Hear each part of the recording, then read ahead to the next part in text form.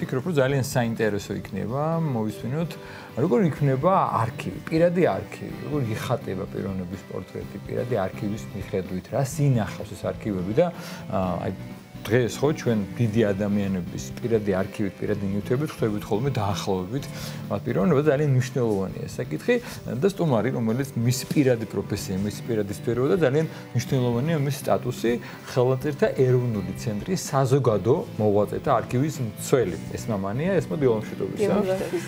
ძალიან ესეთია საამაყო და საპასუხისმგებლო, როცა საზოგადო მოღვაწეთა არქივის მცველი ბრძანდები და მე ვიცი რომ ძალიან კარგად ასრულებ თქვენ საქმეს გადასარევი მცველი ბრძანდებით და მოდით აი გითხარით ისეთი აი უფრო კარგად გაგვოცანით ეს სფერო, ეს საქმე, რასაც თქვენ ემსახურებით და რომლის მცველი ბრძანდებით ამ პირადი არქივის მნიშვნელობა როგორია, იმიტომ რომ გაგვიგია ყოველას არქივი, პირადი არქივი, მაგრამ ძალიან ბევრ მნიშვნელოვან დეტალებს ინახავს თუ პიროვნების პორტრეტი შეიძლება გვიხატავდეს. ძალიან დიდი მადლობა. მართლაც ჩვენ ვფიქრობთ ეს მცველი ცოტა მოძველებული სიტყვა ხომ არ არის და ვეძებთ ახლა ძალიან ბევრ ინსტიტუციაში, ევროპულ ორგანიზაციებში რა შეიძლება ერქვას კოორდინატორი, მენეჯერი. არა, მაინც მცველი სხვა თემა. აი ძალიან ისეთი პასუხისმგებლობაც არის ამაში ამ სიტყვაში, რუტინაც არის, გასაღებებით სავსე, დიდი გასაღებებით სავსე ჯიბეც არის და ნაცვლადია ყოველდღიური ისტორია არის. ისტორია, რომელიც კოწიწდება, რაღაცა ფაქტი ფაქტს ემატება და რაღაც პრომისი იქნება, სურათი იქნება. საერთოდ ცნობილი ნათქვამია, ცნობილ საზოგადო მოღვაწეს ეკუთვნის ერთსას, რომ ადამიანი ის კი არ არის, რასაც ამბობს, ან რასაც წერს, ადამიანი ის არის, რაზეც დუმს. და სწორედ ის, რაზეც დუმს ადამიანი არის აი ამ პირად არქივებში. ჩვენ ვდუმვართ იმაზე, რაც სხვისთვის არ არის ხელმისაწვდომი. ამდენად ბეწვის ხიდზე სიარულს ნიშნავს პირად არქივთან ურთიერთობა. ძალიან მაღალი პასუხისმგებლობით უნდა მიუდგეთ იმას, რომ ზუსტად და კორექტულად იყოს გამოტანილი ის, რაზეც ადამიანი დუმდა. შესაბამისად, აი ბევრად უფრო განსხვავებული პორტრეტების. მე ხელნაწერთა ეროვნულ ცენტრში რომ მოვედი, იმის შემდეგ ძალიან ბევრი რამ შემეცვალა. ხომ არსებობს ჩვენ მაინც სტანდარტიზებულ ბიოგრაფიებს გვასწავლიდნენ და რაღაცა კონკრეტული ერთი თემით ხასიათდებოდა თითო ადამიანი, მაგრამ იმდენი რამ შეიცვალა ჩვენს წარმოდგენაში, იმდენი განსხვავებული სივრცე და თუნდაც ერთი ისეთი წერილი ან პირადი ჩანაწერი ვნახე, რომელმაც სრულებით შეცვალა ჩემი წარმოდგენა ამ ადამიანებზე. დღეს ახლა რაც შეეხება კვლევას და გამოცემას ამ საარქივო მასალისას, ძალიან დახვეწილია გამოცემაცოდნეობის მეთოდები და ისეთი გამოცემები კეთდება, რომლებშიც ჩვენთვის საინტერესო და საგულისხმო ინფორმაცია საძიებელია არა იმ გვერდის ბოლოში სქოლიოში, ან იმ სტატიის ბოლოში, მით უფრო წიგნის გამოცემის ბოლოში ერთიანად რო ერთვებოდა, არამედ უშუალოდ იქვე იმ ადგილას, ეგრეთ წოდებული ჰიპერლინკებით, ელექტრონულ გამოცემებში ასეა, მე რო რაღაც მაინტერესებს წყარო შესახებ ინფორმაცია, ვაჭერ ჰიპერლინკს და ვიცი, ყველანაირი ინფორმაცია ძალიან დახვეწილი სამეცნიერო აპარატი შეიძლება ამომივიდეს და შესაბამისად ახლა მკითხველამდე ჩვენ შეგვიძლია არა მხოლოდ ტექსტური ინფორმაციის მიტანა, არამედ ემოციური ინფორმაციის მიტანაც, მაგრამ ადამიანი უფრო დიდია, ვიდრე ნებისმიერი გამოცემა, ვიდრე ნებისმიერი ყველაზე დახვეწილი მეთოდი გამოცემისა და გამოცემაცოდნეობისა. ნებისმიერ არქივში არის ისეთი, რაც სხვაგან არ არის. აი მაგალითად, აკაკი წერეთლის არქივში სულ ძალიან მიყვარს ეს მაგალითი. ინახება 80 დეპეშა, რომელიც არ ეკუთვნის აკაკი წერეთელს და არც მასთან არის გაგზავნილი. მაგრამ ეს 80 დეპეშა ყველაზე უკეთ განმარტავს იმას, თუ რას ნიშნავდა ეს ადამიანი საზოგადოებისთვის და როგორი იყო მისი პორტრეტი. დახასიათება არა, ეს არის 1900 არ ეკუთვნოდა. ეს არის 1913 წელს სრულიად სხვადასხვა ადამიანი, სხვადასხვა ორგანიზაციის მიერ მის ექიმთან სამსონ თოფურიასთან გაგზავნილი დეპეშები, სადაც ინტერესდებიან მისი ჯანმრთელობით. აკაკისგან დამოუკიდებლად ხდება, რაც შენგან დამოუკიდებლად ხდება, ის არის შენი ნამდვილი პორტრეტი. აი მაგალითად, რა საინტერესო. ხო, ისეთია რა დამოკიდებულება ქონდა ამ ადამიანს საზოგადოებასთან. მაგალითად, ილია ჭავჭავაძესთან თუ გადავინაცვლებთ, ყველაზე მთავარი პორტრეტის ყველაზე ისეთ შტრიხებს, ავთენტურ შტრიხებს მისი უბის წიგნაკები იძლევა. გრიგოლ ორბელიანთან, გრიგოლ ორბელიანი ის უნიკალური მაგალითი ჩვენ ქართველები არა. მე მაგალითად რაღაცი ჩანაწერს რო ვიწყებ, შეიძლება 5-6 პუნქტი გავაკეთო და მე მომდევნო 10-15 პუნქტი უკვე არ მყოფნის ძალა რომ ბოლომდე მივიყვანო. ბოლო პუნქტებს არ უწერ ხოლმე და ეს არის უნიკალური შემთხვევა იმის შესახებ, რა უცნაურად შევადარე ხა გრიგოლ ორბელიანს საკუთარით. ეს არის იშვიათი გამონაკლისი ისეთი პიროვნებისა, რომელმაც ყველა წერილის პირი შეინახა. წარმოგიდგენთ 600-ზე მეტი წერილის პირი შეინახა, რომელსაც თავისი ძალიან მაღალი სტატუსები ჰქონდა ამ მოღვაწეს და გენერლებთან, ნაიბებთან და იმამებთან მიმოწერაც კი თავის ცნობილ ძმებთან, ბიძაშვილებთან, მთელ საზოგადო მოღვაწეებთან მიმოწერაც კი შეინახა. ანუ პირშავი ვერსიები ახლა ადრესატებთან გაგზავნილი წერილები ზოგი რუსეთში დაიკარგა, ზოგი კავკასიაში დაიკარგა და ეს არის კავკასიის არა მხოლოდ კავკასიის ომების, არამედ მთელი მე-19 საუკუნის სრულად უნიკალური ისტორია, რაც მასთან არის შემონახული და შემორჩენილი. ესმა, აი თქვენ ბრძანით რომ კიდე განსაკუთრებულად გვაცნობს. აი იყო შემთხვევა, ილია ვიყო დაუშვათ ხო, რომელიც ასე თუ ისე შეიძლება ბოლომდე ვერ დაჭირდეს დაობები, მაგრამ ყველა მიცის, ყველა ვიცნობთ. იყო აი იგივე ილია შემთხვევა, აკაკის შემთხვევაში, რომ ისეც გაეცანით, გაიგეთ გნებავთ უბის წიგნაკებში, რომ აი სხვანაირია დაინახეთ. დიახ, ისეთ როგორ არის. აი ხა სულ ახლა ვიპოვე ასეთი წერილი ეკატერინე გაბაშვილისა, ილია ჭავჭავაძესთან მიწერილი. ეკატერინე გაბაშვილი ახლა ესეთ ჩვეულებრივი კრიტიკული რეალიზმის წარმომადგენელი, რომელსაც ჩვენ ასე გვასწავლეთ და ასე ხვდებოდით, ეს არის ადამიანი, რომელმაც პირველად გაიყვანა ქალი საზოგადო მოღვაწე, ქალი ოჯახიდან გაიყვანა. მე ვიწრო ჭუჭრუტანიდან ჩემი ოჯახის 11 შვილი ყავდა, წარმოგიდგენიათ, ჩემი ოჯახის სქელი კეტლების ვიწრო ჭუჭრუტანიდან გავიხედეო და აი ამ ხელა პორტრეტი, ხელა თვალსაწიერი შეუქმნა არა მარტო საკუთარ თავს, არამედ მის ირგვლივ ასობით ქალს. ილია, სწორედ ეკატერინე გაბაშვილი ერთხელ წერს ილია ჭავჭავაძეს, რომ დღევანდელ ნომერში წარმოგიდგენიათ, აი როგორი ოპერატიულია. ივერიის დღევანდელ ნომერში თქვენ რომ წერილი დაწერეთ ივანე მაჩაბელსა და ილია ჭავჭავაძეს შორის ბანკის თემაზე დიდი პოლემიკა მომდინარეობდა, ეს იცის საზოგადოებამ. თქვენ რომ ივანე მაჩაბელსა დღეს ივერიაში წერილი დაწერეთო, ესო დამარცხებულისთვის ლომის წიხლის მიყოლებას ნიშნავდაო. ხო და არ გეკადრებათო ესო თქვენს პორტრეტს არ ვნებსო, თქვენს პორტრეტს ვნებსო. აი ესეთი წერილი მისწერა ილია ჭავჭავაძეს და 60 წელს არის მიტანებული ამ დროს ეს ადამიანი და შემდეგ მე დამაინტერესა იმ წლის ივერიაში, იმ დღის ივერიაში, ოპერატიულობაც ძალიან მნიშვნელოვანი. დღეს რო გონია რომ ინტერნეტის საუკუნეა და რაღაც. სხვათა შორის ეს ოპერატიულობაც ამას ამის მერე მოვყვები.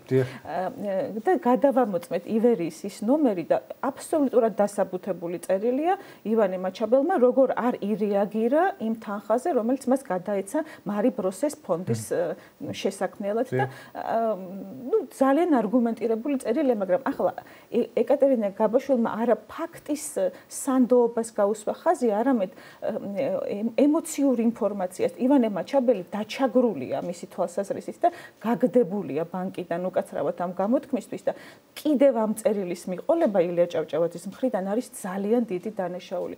მაშინ როდესაც ილია ჭავჭავაძე ძალიან დიდ პატივს სცემდა ეკატერინე ჭავჭავაძეს, ეკატერინე გაბაშვილს, ერთხელ აკაკი წერეთელს დაუწერია, რომ მეო არ მიბჭდავენო ასეთ განვითარებულ და ასეთ იმაში და აი ამ ნახევრად განათლებულ ქალსო ყველაფერს უბეჭდავენ, იმიტომ რომ ილია ჭავჭავაძის პროტეჟეაო. ეს ეკატერინე გაბაშვილის დედამთილისთვის მოუყოლია თვითონ იგონებს. და ეს არის ძალიან ისეთი დროსთან დაკავშირებითაც. ახლა, როდესაც არქივო მან პირად არქივს გავხსნით, ყველა პირადი არქივი არის უნიკალური, ინდივიდუალური. აი მასალების კონფიგურაცია უკვე გვაძლევს პორტრეტს მის შესახებ. თუ ძალიან ბევრი პირადი წერილია, ხვდებით რომ ამ ადამიანს აქვს ინტენსიური ინტერპერსონალური კომუნიკაცია, ბევრი ურთიერთობა ადამიანებთან. თუ ბევრია უბის წიგნაკი და მაგალითად 16 დაყოლილთან 60-ზე მეტი უბის წიგნაკი ინახება. თუ ბევრია უბის წიგნაკი და დღიური, ესე იგი უფრო ჩაბრუნებული კომუნიკაცია აქვს ამ ადამიანს საკუთარ თავთან. შემოქმედებითი მასალა, აი შემადგენლობაც კი, სტატისტიკური შემადგენლობაც კი რაღაცას იძლევა. მე რა მაკვირვებს აი ამ პირად არქივებში, რომ დროსთან მიმართებით, აი ძალიან ოპერატიული დროა. თუ მაგალითად დღეს ეპატიჟებიან ვახშამზე, ან ღომზე და ხარჩოზე, მაგალითად მაგალითად სოსიკო მერკვილაძე ეპატიჟება ხშირად აკაკი წერეთელს. ყველაზე დიდი მონაკვეთი, ინტერვალი შეიძლება იყოს წინა დღეს მოპატიჟება. ან უფრო ხშირად იმავე დღეს ეპატიჟებიან. ეს როგორი ისეთია ის დროსთან, სხვათა შორის ძალიან საინტერესოა დაკვირვება, რამდენად რა ინტენსივობით პასუხობენ, როგორ სწრაფად მოდის უცხოეთიდან წერილები, აქედან როგორ მიდის. ამ ყველაფერზე შეიძლება რაღაც განსაკუთრებული კვლევა ჩატარდეს. ხა ჩვენ გარდა იმისა, რომ მასალა იბეჭდება და ყველაფერი გვაქვს გამოცემული და ხელმისაწვდომი გამოცემებით, მარტო საარქივო მასალაში ინახება ბევრი ისეთი რამ, მაგალითად, ერთ-ერთი საზოგადო მოღვაწე, რომელსაც ახლა აქ არ დავასახელებ, 82 წლის ქალბატონი, ძალიან ცნობილი საბავშვო მწერალი და ჟურნალისტი, კანდიდ ჩარკვიანს უგზავნის წერილს, რომელშიც არის საუბარი საკუთარი შვილის ავადმყოფობაზე. ეს მისი ვაჟი მოთავსებულია ტუბერკულოზურ საავადმყოფოში და სთხოვს 30 გრამ სტრეპტომიცინს. ხა წერილი ხა ძალიან ბევრია კანდიდ ჩარკვიანისადმი ამ შინაარსის წერილები გაგზავნილი, მაგრამ აქ საინტერესოა ის, რომ არქივში ინახება ამ წერილის 5 ეგზემპლარი. წარმოგიდგენიათ, ქალბატონი 82 წლის იმდენად საორჭოფოა მისთვის ეს თხოვნა, იმდენად დიდ შინაგან პრობლემას, დისკომფორტს, არ ვიცი რა დავარქვა, განიცდის, რომ 5 ჯერ წერს. არაფერი არ იცვლება ამ წერილებში, შეიძლება ჩემი ვაჟი, ჩემი შვილი ან ნაცვალ სახელით არის ფრაზა ხსენებული. აი ეს მისი ფსიქოლოგიური პორტრეტი ეს წყარო არც ერთგან არ არის გარდა პირადი არქივისა, სხვაგან არ შეიძლება ამის მოძიება. ეს ხო რაღაცას გვაძლევს ამ ადამიანს. ხშირად არის, რომ არქივებში პირად არქივს მოყვება სავარცხელი, თბილის ჯაგრისი, გადანახული ფულის კუპიურები, ტრამვაის ბილეთი. აი ეს ყველაფერი იძლევა ადამიანის პორტრეტზე გარკვეულ წარმოდგენას. ყველაზე საინტერესო და ფაქიზი დამოკიდებულება არის გამოსახატი და გამოსაჩენი იმ ერთეულებისადმი, რომლებსაც აზის გრიფები.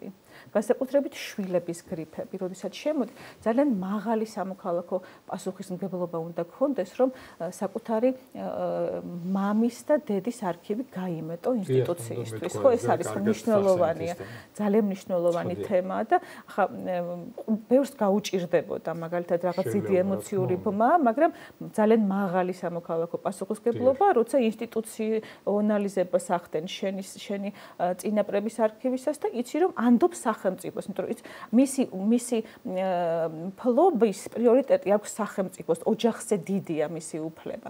მაგრამ ხშირად აზრის შვილებს კი შემოაქვთ, მაგრამ თვითონ საზღვრავენ ამ მასალის გაცემა გაუცემლობის პრიორიტეტებს. ზოგიერთ ერთეულს აწერია არ გაიცეს, ზოგიერთ ერთეულს არ გაიხსნას. წარმოგიდგენიათ, იმდენად მაღალია პასუხისმგებლობა, რომ მიუხედავად იმისა, რომ არ გაიხსნას აწერია, მაინც ორგანიზაციას აბარებს. აი ესეთი და როდესაც ეს მასალა ხელმისაწვდომია სამართლებრივად დარეგულირებულია მიმოქცევის სამართლებრივი ვადები და 75 წლის შემდეგ ყველა მომთხოვნისთვის ხელმისაწვდომია ეს მასალა. ახლა წარმოგიდგენიათ ინსტიტუცია, ორგანიზაცია, რომელშიც ეს მასალა ინახება, როგორი დილემური ეთიკური პასუხისმგებლობის წინაშე დგას. მოვიდა მკითხველი, რომელსაც აქვს მიმართვა და აქვს უფლება იმუშაოს ამ ერთეულზე, რომელსაც აწერია, რომ არ გაიხსნას. აი როგორ რეგულირდება ეს თემები, ეს ძალიან ფაქიზი თემაა, რაღაცნაირად სხვანაირად დასარეგულირებელი თემაა და ხშირად წინააღმდეგობებსაც ვაწყდებით ამათი დარეგულირების დროს. მართლა ძალიან უცნაური რაღაცები შეიძლება.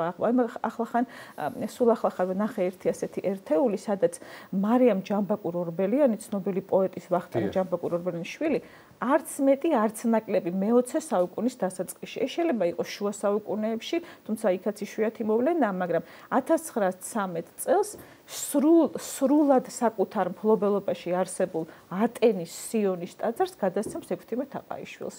რა საინტერესოა რა, ატენის სიონის ტაძარს გადასცემს თავის მფლობელობა.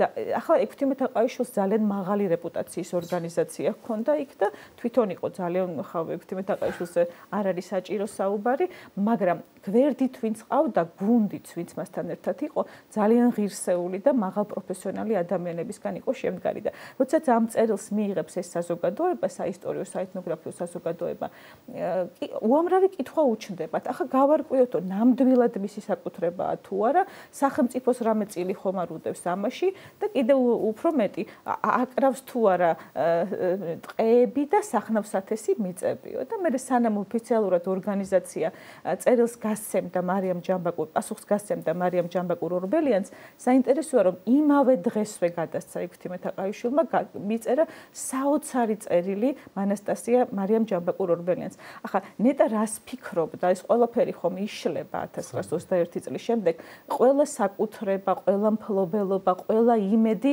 იფარცხება, ყველა და რა საინტერესოა, რატომ უხაროდა იქვთიმე თაყაიშვილს აი ამ ძალიან საპასუხისმგებლო წერილის მიღება, აი ყველაზე საპასუხისმგებლო საჩუქარი რას უპირებდა ატენის სიონს და რა მხელად ტკივილი ექნებოდა, როდესაც ეს ყველაფერი ეს იმედები, ან როგორ ეიმედებოდა მარიამ ჯამბაკურ ორბელიანს, ნეტა რას ფიქრობდა, აი იმდენი ფიქრის საკითხია ამ პირად წერილებში, თან საინტერესო ის არის, რომ ერთი არქივი კი არა, სხვადასხვა არქივი ავსებს ერთმანეთს. ხა ბევრი წერილი ადრესატების არქივში ინახება და ეს ისე ფაზლივით ეწყობა რაღაც ისტორიები და ეს საგები თვალსაჩინო ხდება და აი უამრავი რამეა, რაც სამკვლევარს ელოდება. სანამ ეთერში შევდოდით, მანამდე ახსენეთ თქვენ, რომ დაახლოებით 200-მდე საზოგადო მოღვაწის პირადი არქივი ინახება, ხომ ძალიან საინტერესოა, რა თქმა უნდა, თითოეული მათგანის გაცნობა, დამუშავება და ასე შემდგომ და თქვენ როგორც ბრძანეთ წერან თითოეულ მათგანს ოჯახის წევრებიც ამატებენ, ასე ვთქვათ, ხომ საკუთარი პირადი არქივიდან და ზოგ შემთხვევაში შეიძლება ეწეროს, რომ არ გაიხსნას. თქვენ ბრძანეთ ასევე ისიც, რომ ძალიან მნიშვნელოვანი და ძალიან სათუთი არის, რომ თითოეული ამ პირადი არქივიდან სწორად მოხდეს ამ ინფორმაციის გადმოტანა, ასე ვთქვათ, და საზოგადოებისთვის გაცნობა. აი ეს სამუშაო პროცესი როგორი არის და რა დროს ხდება აუცილებელი ამა თუ იმ ინფორმაციის გაცემა და როგორ ისაზღვრება ამ ყველაფრის საზოგადოებისთვის წარმოჩინება. კი ყველაზე ისეთ დელიკატურ თემას შეეხეთ. ყველაზე ძალიან რთულია ამის განსაზღვრა. ჩვენთანაც სულ მიმდინარეობს რაღაც კომისიები იქმნება, რომელი ხელნაწერი გახდეს ხელმისაწვდომი მკითხველისთვის. ჯერ ერთი აქ ორი თემაა. დაცულობა ხელნაწერის ეს მნიშვნელოვანია, როდესაც ის დაზიანებულია, ან განსაკუთრებულად სპეციფიკური საარქივო მასალა, საწერი მასალა არის. ორი თემაა. რამდენად შეიძლება ის საყოველთაო გამოყენებაში შემოვიდეს. ახლა მადლობა ღმერთს, რომ არსებობს დიგიტალიზების ისეთი მაღალი სტანდარტი და ჩვენს დაწესებულებაშიც ხდება ეს, რომ ნებისმიერ მსურველს შეუძლია გამოიყენოს დიგიტალური ვერსია, თუ კი დამზადებულია და მიმდინარეობს ამაზე დამზადება. და მეორე თემა უფრო ეთიკური თემაა. ჩვენ ვუხსნით, ახლახან იყო ერთი შემთხვევა ივანე ჯავახიშვილისა და მისი მეუღლის ანასტასია ჯამბაკურ ორბელიანის მიმოწერის ერთი ერთეული, რომელსაც ეწერა ზუსტად ეს გრიფი.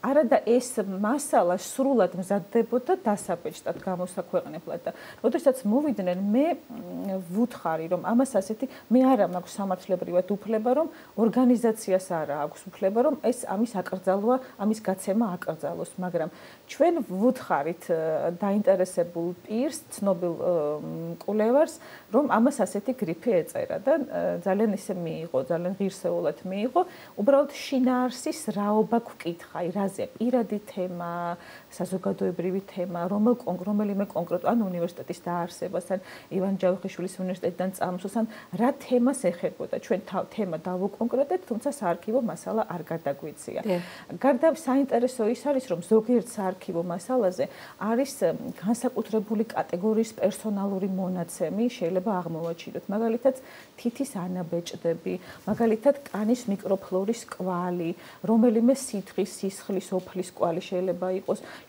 პარაზიტების ნაკვალევი ობისოკოს კვალი ეს ყველაფერი მათაშორის არსებობს ისეთი გამოცდილება რომ ცნობილი არქივარიუსები ამბობენ რომ ხშირად ექცევიან იმ ადამიანის ემოციური როგორ თქვა ისეთი ემოციური ველის გავლენის ქვეშ რომელსაც ისინი ამუშავებენ ცოცხალია მეხსიერება იმის შესახებ რომ ესა თუ ის ადამიანი დაავადებული იყო რომელიმე ინფექციური დაავადებით ან ჭლექით და მიუხედავად იმისა რომ ეს ეს მასალა აბსოლუტურად უსაფრთხოა და სპეციალურ ბიოქიმიურ დამუშავებას განიცდის.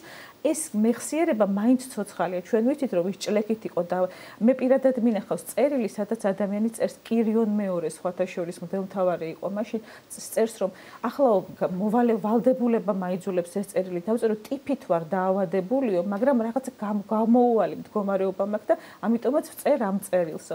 ზოგიერთ არქივს, მაგალითად გრიგოლ წერეთლის, ცნობილი ქართველი ელინისტი, საერთაშორისო მასშტაბის ძალიან ამ დროს არის არაჩვეულებრივად ესთეტი ეს ადამიანი, მის არქივს ახლავს 170-ზე მეტი პაპირუსი. ამ პაპირუსების ასაკი ერთი პაპირუსი ჰეროდოტეს ისტორიის ფრაგმენტი არის ჩვენს წელთაღრიცხვამდე მე-3 საუკუნეში შესრულებული. აი წარმოგიდგენთ ძალიან ძვირფასი განძია და დღეს მიმდინარეობს საერთაშორისო ბაზის შექმნა ამ პაპირუსების და მე მინახავს პოლიტიკურ რუკასავით როგორ არის ფერად თბილისის ხელნაწერთა ეროვნული ცენტრი წითელი ფერით, გრაცი მწვანე ფერით, პეტერბურგი ლურჯი ფერით, აი ესე შეკრული იკვრება, ესეთი დასაფასებელია და ძალიან ძვირფასი მემკვიდრეობაა პირადი არქივები, რომელიც კვლევარს სულ ელოდება. გავატონო ესმა, თქვენ ძალიან კიდევ ასევე ის რომ სკოლის პერიოდში ჩვენ ყველა ბუნებრივია და სხვა მოღვაწეს ვეცნობით მოკლე ინფორმაციით, ხო, მოკლე ბიოგრაფიებით. ერთმანეთის მსგავსით, შაბლონური. დიახ, შაბლონური, ასე ვთქვათ და მაშინ როდესაც უკვე თქვენ ამ სპეციალობას დაეუფლეთ და დაიწყეთ მუშაობა, ხო, შესაბამისად უფრო მეტი შეიტყეთ თავისთავად. რამდენად მნიშვნელოვანია რომ ეს გარკვეული ინფორმაციები, რომელიც შეიძლება რომ მნიშვნელოვანი იყოს ახალგაზრდა თაობისთვის, მათი პიროვნებად ჩამოყალიბებისათვის, მათი დამოკიდებულება სამშობლოს მიმართად შეიძლება შეიცვალოს, პატრიოტული სული აღძრას მათში და ასე შემდგომ. რამდენად მნიშვნელოვანია რომ აი ამ სასწავლო პროცესში იყოს შეტანილი მსგავსი წერილები და თუ არის საშუალება რომ ასეთი პროექტი დაიგეგმოს და განხორციელდეს. ძალიან აუცილებელ თემას შეეხეთ. მე მინახავს ბავშვები აბსოლუტურად ინდიფერენტულები, რომელსაც ვერაფრით დააინტერესებ, თეთრი ხელთათმანით და მათი თვალებიდან ვარსკვლავები გადმოსული, როდესაც რაღაცა მასალას აჩვენებ და მასალას ეხებიან. ეს ისეთი გაბრწყინებული სახეებია. მე მიყვარს ამის თქმა, რომ როდესაც ვთქვათ ვაჟა-ფშაველას ბახტრიონს აქვს წინა ორი სათაური კიდევ ლელა და ზავი მაგალითად.